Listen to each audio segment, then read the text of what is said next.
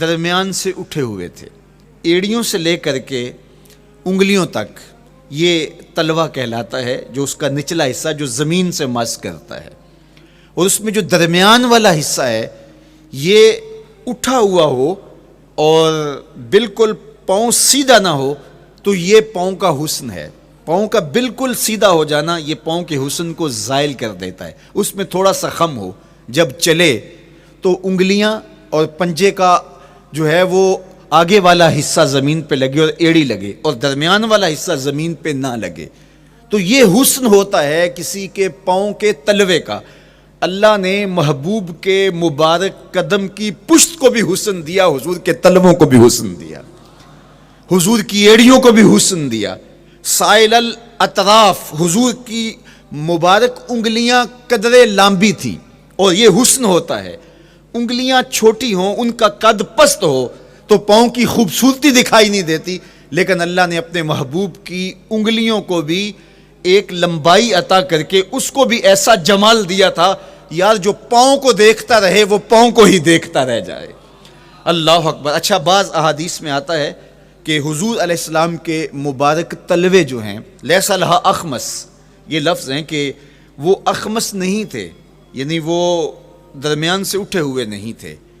تو اس کا کیا مطلب ہے؟ یہ حضرت ابو ہریرہ رضی اللہ تعالیٰ عنہ سے جو مروی روایت ہے اس میں یہ ہے لیس لہا اخمس، اور حضرت ہند بن نبی حالہ سے جو حضور کے مبارک تلووں کا حسن بیان کیا گیا ہے، تو اس میں یہ بیان کیا گیا ہے کہ حضور علیہ الصلوۃ والسلام کا مبارک قدموں کا تلووں کا حسن یہ تھا کہ وہ درمیان سے تھوڑے سے اٹھے ہوئے تھے، اور یہ خوبصورت پاؤں کا جمال ہوتا ہے۔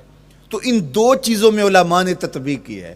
اللہ ان علماء کی قبروں پر رحمتیں نازل کرے جو حضور کے حسن پہ، حضور کے جمال پہ گفتگو کرتے رہے، اور ایک ایک عضو پر انہوں نے کئی کئی صفحات لکھے اور کتابیں انہوں نے تحریر کی حضور کے جمال پر۔ اب حضرت ہند بن ابی حالہ رضی اللہ تعالی عنہ، انہوں نے تو حضور کو گھر میں دیکھا تھا، یہ حضرت خدیجۃ الکبریٰ رضی اللہ تعالی عنہا کے فرزند تھے ابو حالہ سے۔ اب انہوں نے تو دیکھا، اب حضور لیٹے ہیں تو انہوں نے حضور کے پاؤں کو دیکھا کہ درمیان میں ہلکا سا خم ہے اور یہ پاؤں کا جمال ہے۔ اب حضرت ابو ہریرہ رضی اللہ تعالی عنہ نے جو حضور کے پاؤں کو دیکھا تو یہ اندرون خانہ کا دیکھنا نہیں تھا، تو انہوں نے کیسے دیکھا؟ تو حضرت ابو ہریرہ سے مروی ایک روایت سے سمجھ آتی ہے کہ انہوں نے جو کہا کہ لیس لہا اخمس، کہ ان کے مبارک تلوے درمیان سے اٹھے ہوئے نہیں تھے بلکہ بالکل برابر تھے، تو اس کا کیا مطلب ہے؟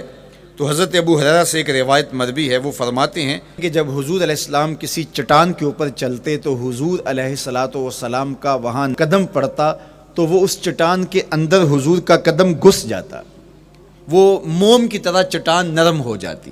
اس طرح زمین پر بھی حضور چلتے تو مبارک پاؤں کا جو نشان قدم ہے وہ پورا دکھائی دیتا۔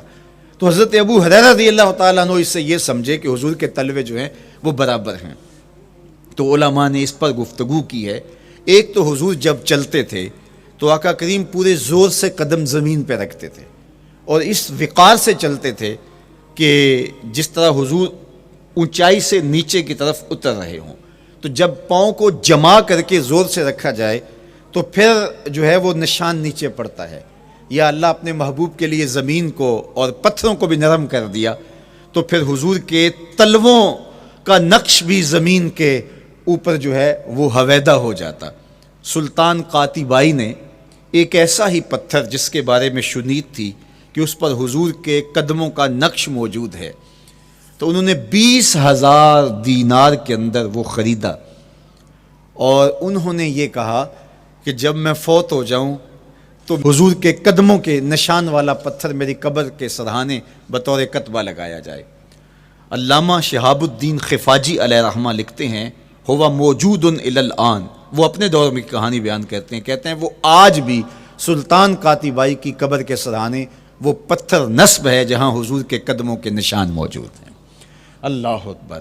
تو آقا کریم علیہ الصلوۃ والسلام کے مبارک تلوے، حضور علیہ السلام کی کم گوشت تراشی ہوئی ایڑیاں، اور مسیح القدمین حضور علیہ السلام کے ملائم نرم گداز پاؤں، ان کا حسن اور ان کا جمال اور آقا کریم علیہ السلام کے قدموں کی انگلیاں جو قدرے لمبی تھیں، اور ان میں جو درمیان والی انگلی تھی وہ زیادہ لمبی تھی، اس پر حضرت میمونہ بنت کردم رضی اللہ تعالی عنہا اس انگلی کا حسن بیان کرتی ہیں، کہتی ہیں مجھے شوق ہوا کہ میں حضور کو دیکھوں، تو اپنے والد گرامی کے ساتھ حجۃ الوداع کے موقع پر میں بھی سعادت حج پا رہی تھی، تو حضور کو ملنے کے لیے جب ہم پہنچے تو آقا کریم اونٹنی کے اوپر سوار تھے، ناقہ پر جلوہ فراز تھے، تو میرے میں ہمت نہ ہو سکی کہ حضور کے چہرے کو دیکھ سکوں۔ ایسا جلوہ، ایسا جمال، اللہ اکبر، اور ایسا روب اور ایسی چمک چہرے کی اور تابشیں تھیں کہ میرے اندر ہمت نہ ہو سکی کہ میں حضور کے چہرہ نور کو دیکھ سکوں۔ اب آقا کریم اونٹنی پہ سوار تھے تو میں حضور کے مبارک پاؤں کو دیکھنے لگی، میں بس حضور کے پاؤں کا جمال اور خوبصورتی دیکھنے لگی، اسی میں کھو گئی۔ اب حضرت میمونہ بنت کردم رضی اللہ تعالی عنہا حضور کے مبارک قدموں کی ایک انگلی کا حسن بیان کرتی ہیں۔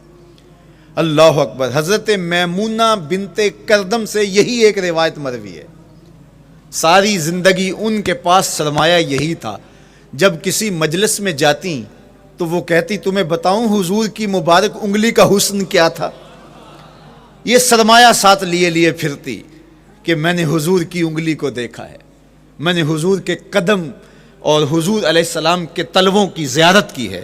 تو وہ اس حسن کو بیان کرتے ہوئے کہا کرتی تھی فما نسیتو فی ما نسیتو طولا اصبع قدمہ السبابہ علی سائر اصابعہ، جو سبابہ انگلی ہے، انگوٹھے کے ساتھ والی انگلی کو سبابہ انگلی کہتے ہیں، اور اس کے ساتھ والی انگلی کا جو قد دراز تھا اور باقی انگلیوں کی نسبت وہ انگلی لمبی تھی، کہا اس کا حسن آج بھی میری نگاہوں میں گھومتا رہتا ہے اور ہر وقت میرے تصور میں رہتا ہے، میرے تصور سے کبھی اس انگلی کا جمال ہی ختم نہیں ہوا، انگلی کا حسن ہی کبھی زائل نہیں ہوا، ہر وقت اس کے تصور میں کھوئی رہتی ہوں۔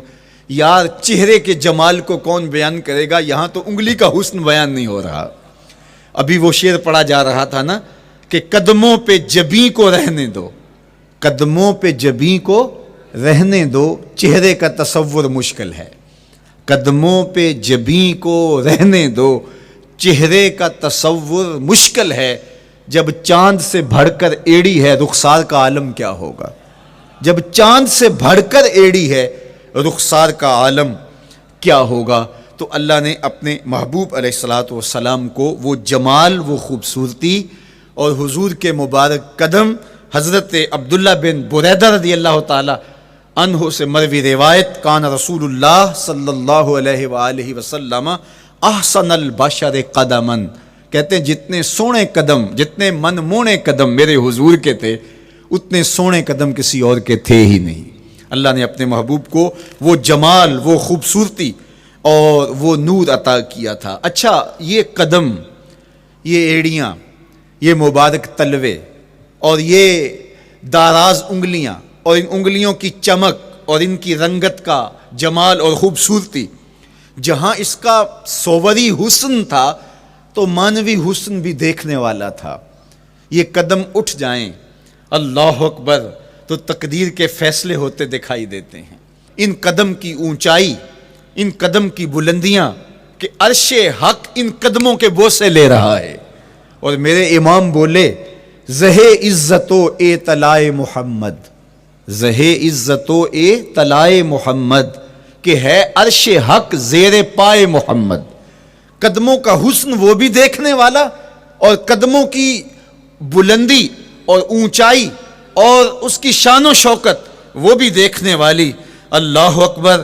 آقا کریم علیہ السلام حضرت ابوبکر صدیق کے ساتھ، حضرت عمر فاروق کے ساتھ اور حضرت عثمان غنی کے ساتھ احد پہاڑ پر تشریف لے گئے۔ یہ حدیث آپ نے بارہا علماء سے سنی ہے۔ احد کی چھاتی پہ جب حضور کے قدم آئے، اللہ اکبر، تو وہ خوشی سے جھوم اٹھا، مقدر جاگ گئے، بخت بیدار ہو گئے۔ ان کے قدم جو کہ اس شاک کی آنکھوں کی ٹھنڈک ہے، جب چھاتی پہ آ جائیں تو کون عاشق نہیں جھوم جائے گا۔ یہ تو حضور کے قدموں کے حسن کو بیان کیا جا رہا ہے۔ آپ کی روح رقص کر رہی ہے اور آپ کا دل جو ہے وہ ایک عجیب سرور اور کیف کی وادی میں اور ایک جو ہے وہ خوشیوں کے جو ہے وہ عالم میں نہال ہوتا چلا جا رہا ہے. لیکن یہ قدم جب چھاتی پہ آیا تو پھر احد، ظاہر تو پتھر ہے احد، لیکن حضور سے پتھر بھی پیار کرتے ہیں. فرمایا احد جبل یحبنا ونحبہ، احد ہم سے پیار کرتا ہے، پہاڑ ہے، پتھر ہے، لیکن ہم سے پیار کرتا ہے، ہم اس سے پیار کرتے ہیں. اس کائنات میں صرف سرکش انسانوں اور جنوں کے علاوہ کائنات کی ہر شے حضور سے پیار کرتی ہے، حضور سے محبت کرتی ہے. آؤ میں تمہیں پیار کی ایک اور کہانی سناؤں. مسجد نبوی ہے، آقا کریم تشریف فرما ہیں، منبر پہ جلوہ فراز ہوئے. ابھی واز کا آغاز ہی کرنا چاہ رہے تھے کہ ایک جانب سے رونے کی آواز آنے لگی. صحابہ کہتے ہیں رونے والا اس درد سے روتا ہے کہ لگتا تھا کلیجہ پھٹ جائے گا. کنا قتل خلوچ، جس طرح اونٹنی کا بچہ بچھڑ جائے اور وہ اس کے غم میں، اس کی جدائی میں درد سے روکتی ہے، چیختی ہے، چلاتی ہے، رونے والے کا انداز درد ایسا ہی تھا اور لگتا تھا کہ جس طرح اس کا کلیجہ پھٹ جائے گا. صحابہ دائیں بائیں دیکھتے ہیں لیکن رونے والا دکھائی بھی نہیں دیتا، اور ماحول کے اندر اس طرح درد پھیل رہا ہے کہ سینوں میں دل لرز رہے ہیں اور عجیب کیفیت طاری ہو گئی. حضور ابھی بیٹھے ہیں، خطبے کا آغاز بھی نہیں ہوا اور رونے والا کیف و درد میں روتا چلا جا رہا ہے. فنزل النبی صلی اللہ علیہ وسلم عن المنبر، حضور منبر سے نیچے تشریف لائے. صحابہ کی آنکھیں محو حیرت ہیں، استجاب کا عالم ہے، یہ کون رو رہا ہے اور اتنے درد سے رو رہا ہے اور دکھائی بھی نہیں دے رہا. آقا کریم منبر سے نیچے جلوہ فراز ہوئے، ایک سمت بڑھے، کھجور کا خشک تنا پڑا تھا. آج پہلا دن تھا کہ منبر حضور علیہ السلام کے لیے بچھایا گیا، ورنہ یہ خشک تنا دیوار کے ساتھ جو ہے وہ رکھا گیا تھا اور حضور اس کے ساتھ ٹیک لگا کر کے واز کیا کرتے تھے.